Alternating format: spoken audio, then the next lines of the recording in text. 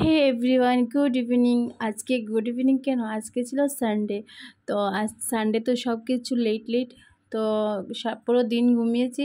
ঘুম থেকে উঠে সন্ধ্যার টাইমে আমরা চলে গেছিলাম একটা ড্রাই ফ্রুটের দোকানে। হঠাৎ করে বর বললো অনেক দিন হয়েছে, অনেক খাওয়া দাওয়া হয়েছে, তো এখন আবার ডায়েট শুরু করতে লাগবে নাকি। তো চলে গেলাম ওর সাথে ড্রাই ফ্রুট কিনতে। তো একটা দোকানে নিয়ে গেলো, এখানে প্রচুর পরিমাণে মানে কত ধরনের ড্রাই ফ্রুট আছে, সব কিছু নামই জানি না আমি ভালো করে। তো এখানে দেখতে পাই ওদের বিহেভিয়ার এত ভালো কোতা সাইডে। আর এটা নাগাল্যান্ড থেকে মেয়ে এসে একটা ওপেনিং করেছে। তো এখানে সব কিছু পাওয়া যায়, তোমরা চাইলে গিয়ে দেখতে পারো গোতার সাইডে। আমি ভিডিওতে দোকানের নাম সব কিছু দেওয়া আছে, দেখে নিও।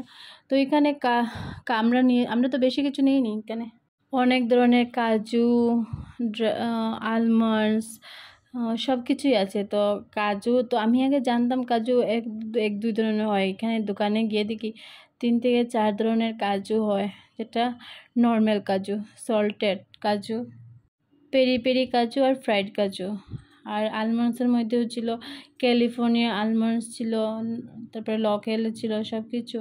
তো আখরুট, ব্ল্যাকবেরি সব কিছুই আমরা টেস্ট করেছি। ব্ল্যাকবেরিটাও অনেক ভালো ছিল, আখরুট সব কিছুই ভালো ছিল। তো আমরা তো এত সব কিছু নিয়ে পারবো না, যেটা আমাদের প্রয়োজন এটাই নিয়েছি। আর লাগছিল সব কিছু কিনে নিই, কিন্তু অত দাম ড্রাই ফ্রুটের, তোমরা যারা কিনো অবশ্য জানবে। তারপরে এখান থেকে আর একটা জিনিস নিয়ে নিলাম। তারপর হাজব্যান্ড একটা মকটেল নিয়ে নিল। আমি মকটেলের দাম শুনে তো আমার চোখ কপালে উঠে গেছে। 1000 টাকা এক বোতলের দাম। তো এখন বর তো চিন্তা ভাবনা করে নিয়েছে ও নেবে তো নিয়েই ছাড়বে। তো এইসব নিয়ে আমরা চলে গেছিলাম একটা নার্সারিতে, কিছু গাছ কেনার ছিল।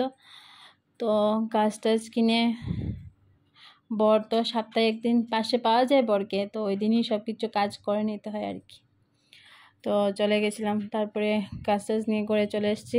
তো আজ আমরা কি নিয়েছি, এখানে খেজুর নিয়েছি। এই তো মকটেল, এটা নাকি তুমি স্প্রাইটের সাথেও মিশিয়ে খেতে পারো। আর এখানে নিয়ে নিয়েছিলাম খেজুর, না সরি এটা নিয়ে কাজু বাদাম নিয়ে নিয়েছিলাম। আর কাজু নিয়েছিলাম, আলমন্ডস নিয়েছিলাম। আর মায়ের জন্য মশলা আমলা নিয়ে নিয়েছিলাম। তো ড্রাই ফ্রুটগুলো অনেক দাম। ক্যালিফোর্নিয়ার আলমন্ডসে 1000 টাকা, 1100 টাকা, 1100, হ্যাঁ প্রায় 1100 কিলো। তো অনেক দাম, ড্রাই ফ্রুটের দাম শুনে তো লাভ নেই। তারপরে আমরস নিয়ে নিয়েছিলাম। আর আজকে তো সানডে, আজকে কিছু স্পেশাল রান্না করা হবে, তো বাটার ওটা নিয়ে নিয়েছিলাম। আর দুধ, ছাঁচ, কারণ বাবা আজকে বাজারও যায়নি, তো আমরা একসাথে বাজার করে নিয়ে চলে এসেছি। তারপরে এখানে পোলাও বানানোর জন্য আমি গাজর কেটে নিয়েছিলাম, ছোটো ছোটো করে গাজর কেটে নিচ্ছি। গাজর কাটা ওঠার পর মা কি বলছিল আমাকে, তো মার সাথে গল্প করে কথা বলে কেটে নিয়েছি। আরও হ্যাঁ, তোমরা যদি আমার চ্যানেলে নতুন হয়ে থাকো, প্লিজ আমার চ্যানেলটা সাবস্ক্রাইব করে দিও। আর যেখান থেকে দেখছো পুরো ভিডিওটা দেখবে, স্কিপ করবে না। জানি কেউ হয়তো ভালোভাবে নেবে, কেউ হয়তো খারাপভাবে নিবে, তো যেমনি মেন্টালটা দেখবে আর কি। তো প্লিজ তোমরা ভিডিওটা স্কিপ করো না বা দেখো। আর সানডে তো সবারই করে প্রায় একটু ভালো খেতে লাগে, কারণ কি সানডে অফিস টফিস বন্ধ থাকে।